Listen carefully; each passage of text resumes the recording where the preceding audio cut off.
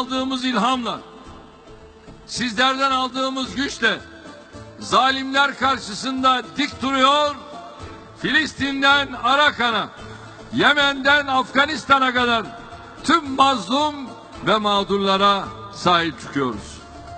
İşte Kudüs'te sahip çıktık. Birleşmiş Milletler Genel Kurulu'nda ne oldu? Dünya hamdolsun bizim yanımızda yer aldı.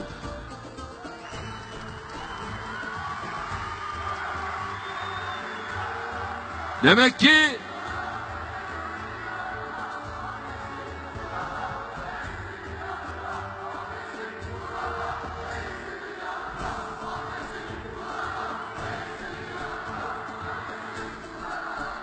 sağ olun, var olun.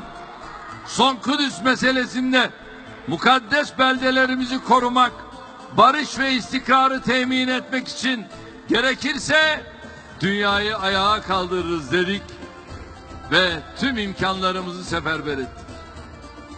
Bugün artık uluslararası ilişkilerde herkes şu gerçeği kabul ediyor.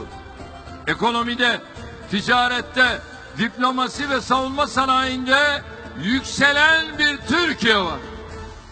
Bugün Anadolu'da güçlü demokrasiyle bölgesine ilham olan, din, dil, ırk ayrımı yapmadan tüm mazlumlara kucak açan güçlü bir ülke var.